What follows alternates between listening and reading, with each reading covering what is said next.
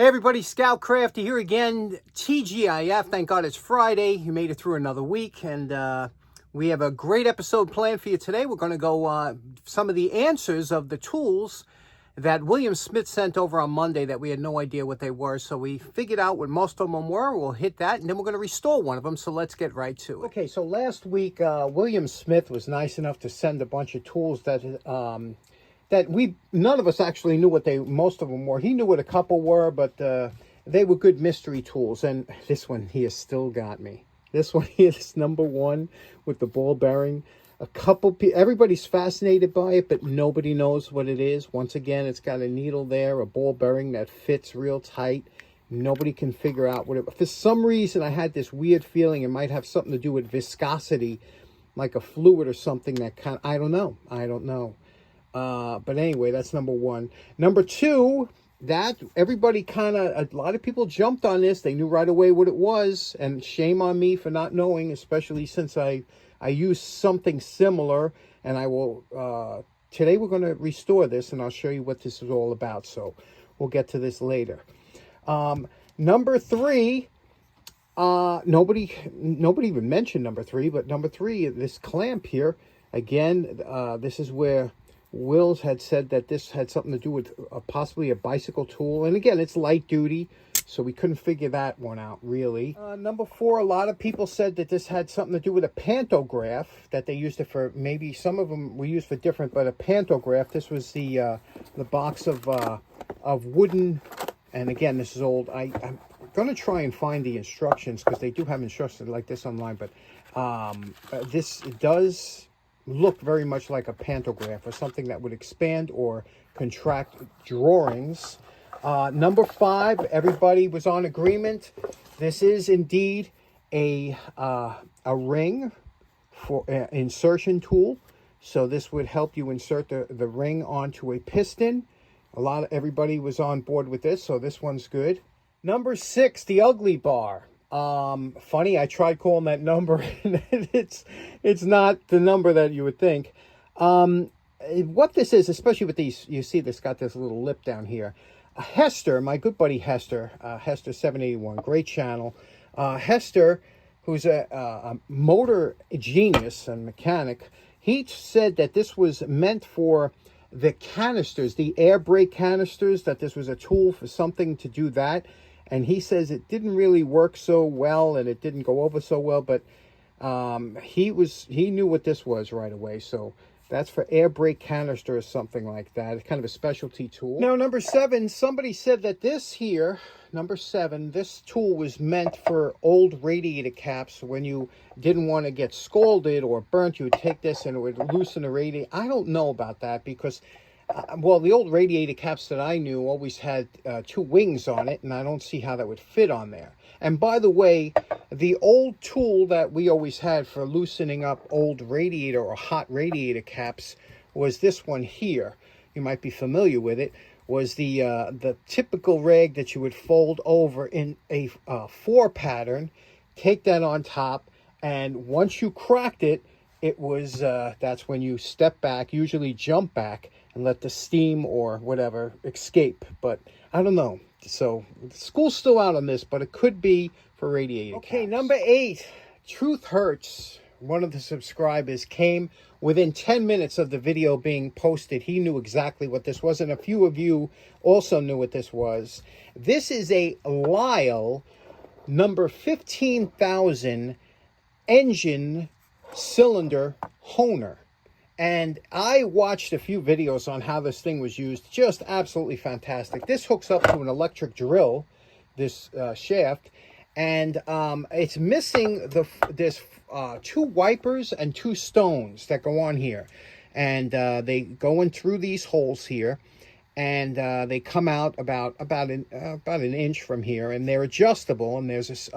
It's very interesting how this works. And basically, what this does is like I said, there's 2 felt wipers and 2 stones, and you get different stones according to how much of you want to take off the cylinder, or how deep you want the cross hatching to be. And this adjusts it and to come in and out. That's what this does. It works really good. They still make the tool today.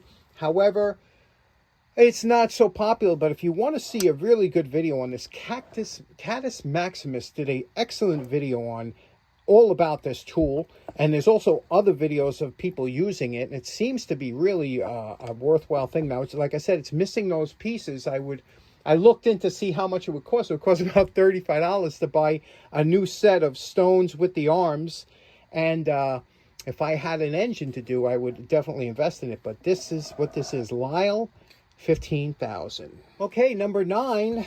They knew right away. Somebody, one of our subscribers knew right away that this was a bead breaker for a tire on the old spoked rims. You know, the old rims, like let's say a Model A or something like that. You would take this underneath the spoke and you would press this down. It would break the seal, the bead of the tire. You could see it's adjustable, that you could do, and this would rest on the rubber. It was nice, rounded. And of course, that makes total sense. That was great, found that out. And the last one, number 10, again, Hester came up, his idea, because he thinks he might have seen something that was like this. He said this was this item was meant for pulling out seals from a large truck. You know, it's seals or, you know, around the bearings, and this would get in there. This was meant to get and pull out, which could be, but I don't know. Again, looks like kind of homemade, but this one really had me interesting. I wonder if that's what it's for, to get into and pull out the seal. I don't know. All the seal pullers I've seen look different. We're still on the fence about this, but very interesting, and I thank you all for helping out with that. It was really a lot of fun, and special thanks to William Smith for sending these down for us. Okay, getting back to number 2 in today's project, we're going to talk about this offset chisel. Now, just because this chisel was mostly used for oakum and for sealing lead around the pipe from years ago, it doesn't mean it's the only. A lot of times other hobbies and other professions will adapt tools for using it for different purposes. However, this one here was designed most likely, and if you ever had to pick one up, it was meant for installing oakum and lead into the old cast iron or steel pipes that we used to have here in the city. They still have them. And when doing research on this, and I'd done it years ago, but I didn't have the proper tool. I was using bent screwdrivers, things like that. But it is pretty interesting to see how it's used, and I thought you might find it interesting. This here, years ago, we had these type of pipes, and I'll show you here in the basement. I still have some of my sewer pipes that are exposed. Let me show you. Now, this is the pipes in question, these old sewer pipes, and what they are. You can see these are like a cast or steel iron pipe, and this joint here. Now, this would come down to, it had a little lip on the bottom. What you do is you would place this one pipe into the other, and there was a big gap around here. And what you would do is you would fill this gap in with oakum. And oakum was like a fibrous, it looked like hemp rope that was soaked in like a tar or an oil, and it was fibrous, and you would jam it in. You would twist it up and jam it in all around there. And the reason you would do that is to, when you're going to pour lead to make this a sealed joint, you didn't want the lead going into the, falling through the pipe. So that's the oakum just was there to seal, to stop the pouring lead from falling through. And then once you poured the lead, you would use this chisel to also tap the top of the lead, but you would use that chisel also to get the oakum in nice and tight. But they had other types too, but that's basically what that tool was used for. These type of joints, they were all lead filled. Now, what's funny is over there where that pipe is, this is where I keep this wrench hanging. This is a big wrench I picked up, I guess a Jacktown, and we did a while ago. And we did this as a 50-50 wrench. Now, for those of you that are new to the channel, we were doing 50-50. I had a kind of a challenge out there to do half and half a wrench. So this is to show people what I do. See, because when you tell people you restore tools, they're like, what are you talking about? And you show them a tool like this, it's kind of a good explanation. And you can see this is what the tool might look like when you get it. It's rusted, it's pitted. And this is a nice Williams wrench, a beautiful wrench. But when you flip it around, that's what the finished part of the wrench looks like. So it's almost like a before and after. and they could feel it, they could touch it and say, oh, now I see why you do. And, you know, even the edge, we did it. So this is what I have hanging over there every day when I come in, and I get a kick out of this still. The 50-50 wrenches, remember those? Okay, so we're going to work on this today. Now, you got to take a look. First, we're going to look at, it probably was painted at one time with a kind of a grayish paint, but there's a lot of pitting on here. Some of it's somewhat deep. And now we could look over here and we could see there's a marking, and it is BBB. That's Bingham's Best Brand. They were big out of Cleveland many years ago. But it don't look like it was abused. It don't look like it was used much, but it'll be a nice, let's make it a tribute tool. Clean it up real quick.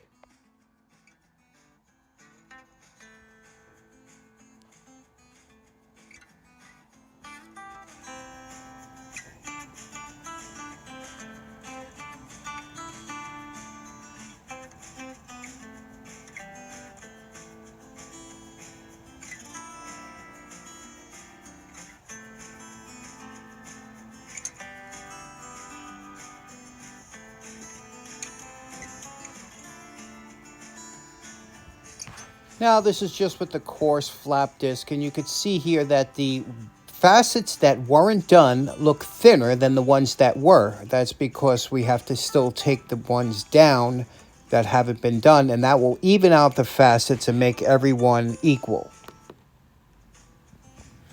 You could see we completed our work with the coarse flap disc and got all the facets even and regular. Now we're going to go over the entire tool. That was done with a coarse 40 grit, but it was very worn out. You see, that's worn, so that wasn't really a 40 grit. That was closer probably to like a 80 grit. Now we're going to use a slightly worn 120 grit and get rid of the rest of the scratches that were put there by the more coarse flap disc. And that's what you have to do, work your way down. This is the tool after the 120 worn flap disc. You could see it took out a lot of the coarse scratches, left a little finer scratches. We'll take them out with the fiber wheel.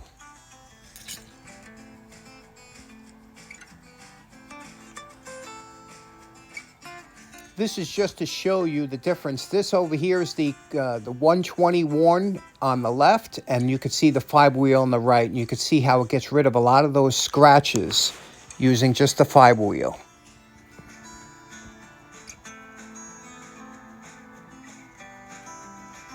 Now, you know my favorite part. Remember what this Bingham's Best Brand offset chisel looked like before we started? I'm calling this project done. This was a fun little project for today. Again, it was another practice project. This is beyond a restoration. This is more of a tribute finish that we put on here, and you can see what we did. Everything's nice, and we got all those facets nice and straight and beautifully done, yet there's no sharp edges on the whole tool. The back is polished out, this rim here, like I like to do. Not a mirror finish, but a very, very good finish, especially for retarding any kind of rust, because I don't keep my, my tools are all indoors, so they're not outside. But, when you dip, if the tool should come in contact with water or something like that, like we are here, you could see that the water beads right up. That's the key, is when you see the water beading up like that, it's not going to stick to the tool, and especially when you wipe it right off, look at that now. It's like there was no water on there at all. And that's the key, you got to keep them waxed, keep them polished, and keep them in where the humidity isn't too bad. But there we go. Isn't this a beautiful little tool? I love it. William, thanks so much. I love that tool. Okay, so in closing, that was a fun episode. Again, special thanks to William Smith for today's project and the other ones that we figured out. And thanks to all of you for helping us figure out what most of those tools were. So hope you have a great weekend. We'll see you again on Monday. Take care now. Bye-bye.